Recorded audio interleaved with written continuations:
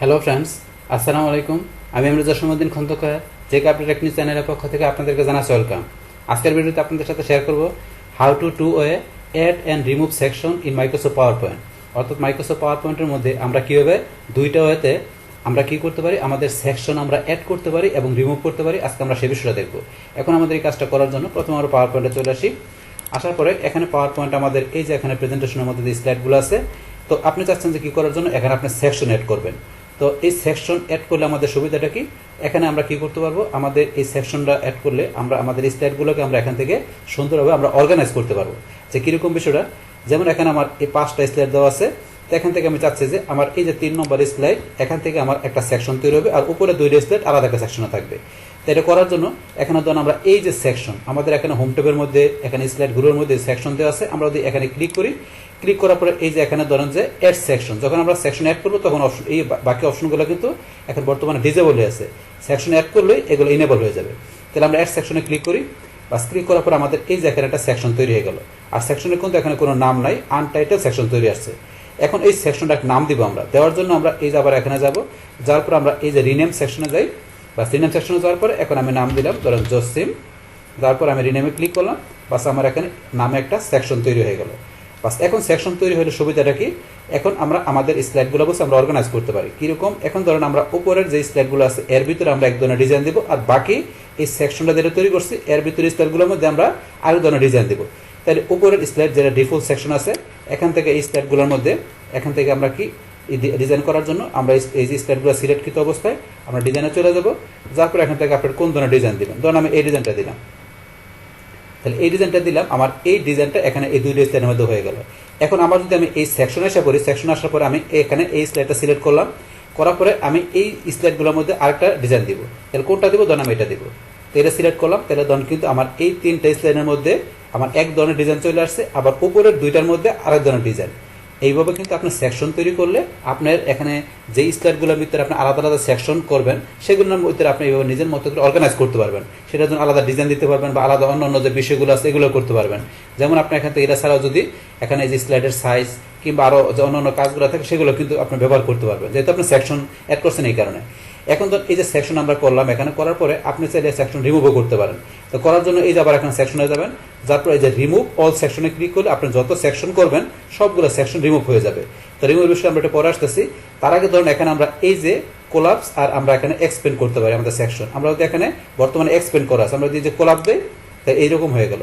তাহলে আপনি যদি অনেকগুলো সেকশন থেকে এইভাবে দেখাবে। তারপর আমরা এখানে যে ক্লিক করলে কিন্তু এক্সপেন্ড হয়ে যায়, ক্লিক করলে এক্সপেন্ড হয়ে যায়। এইভাবে ছাড়াও আমরা এখানে ক্লিক করে কোলাপস করলাম, কোলাপস করার পর আমরা এখানে যে আমরা এক্সপেন্ড বলতে সবগুলো এক্সপেন্ড হয়ে যাবে।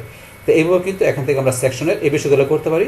তারপর সেকশন রিমুভ করতে গেলে আমরা এখানে যাব, যার পরে যে রিমুভ অল সেকশন আমরা ক্লিক করলাম, আমাদের সবগুলো সেকশন যতগুলো করা থাকবে সবগুলো রিমুভ হয়ে যাবে।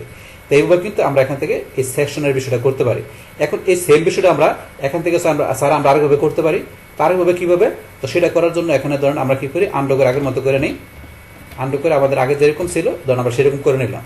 বাস নেওয়ার পরে এখন আমরা সেমভাবে ধরেন আমরা কোন জায়গায় আবার এই যে 3 নম্বর স্লাইডে আমরা কার্সর রাখার পরে আমরা এখান থেকে দেখলাম, এখন আমরা মাউসের ডান বাটনে ক্লিক করে আমরা করতে পারি। মাউসের ডান বাটনে ক্লিক করার পরে এই যে এখানে ধরুন লেখা আছে অ্যাড সেকশন, আমরা অ্যাড সেকশনে ক্লিক করলাম, বাস এখানে একটা সেকশন তৈরি হয়ে গেল। হওয়ার পরে এখন এই সেকশনটা আমি কী করবো, নাম চেঞ্জ করবো। করার জন্য এই যে নামটা আছে এটার উপর আমি মাউসের ডান বাটনে ক্লিক করবো, করার পরে ধরুন এই যে কিন্তু লেখা আসছে রিনেম সেকশন, আমি রিনেম সেকশনে ক্লিক করলাম, বাস এখন সেকশনের নাম দিলাম, এখানে কি এখানে নাম দিলাম ধরেন যে কি জসিম খান। বাস এখন আমি রিনেমে ক্লিক করলাম, সেকশন নাম হয়ে গেল। হওয়ার পরে এখন আবার এই নামের মধ্যে আমি মাউসের ডান বাটনে ক্লিক করার পরে এখন চাইলে আমি কী করতে পারি, এখান থেকে ধরেন যে এই যে রিমুভ সেকশনে ক্লিক করে সেকশন রিমুভ করতে পারি, অথবা যে রিমুভ সেকশন অ্যান্ড স্লাইড। আপনি যদি কী করতে চান, এই সেকশন পাশাপাশি আপনি স্লাইড রিমুভ করতে চান, তাই এখানে ক্লিক করে সেকশনের পাশাপাশি স্লাইডগুলো রিমুভ হয়ে যাবে। তারপরে এখান থেকে রিমুভ অল সেকশন দিলে সবগুলো সেকশন রিমুভ হবে।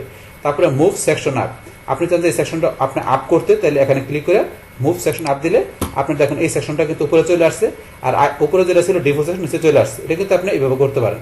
আবার এখানে ক্লিক করলাম, ক্লিক করার পরে যে মুভ সেকশন ডাউন দিলে আবার নিচে চলে আসছে।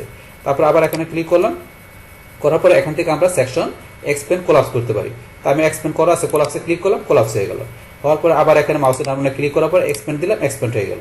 এইভাবে কিন্তু এই কাজগুলো করতে পারি। তারপর আবার এই সেকশনের যে নামটা দিলাম এটার মাউসের ডান বাটনে ক্লিক করার পরে এখান থেকে ধরুন আমরা এখন রিমুভ করার বিষয়টা দেখি। তা রিমুভ করার জন্য আমরা এই যে রিমুভ অ্যান্ড সেকশন স্লাইড, কিংবা আমরা যদি রিমুভ সেকশনে দিলাম সেকশন রিমুভ হয়ে গেল।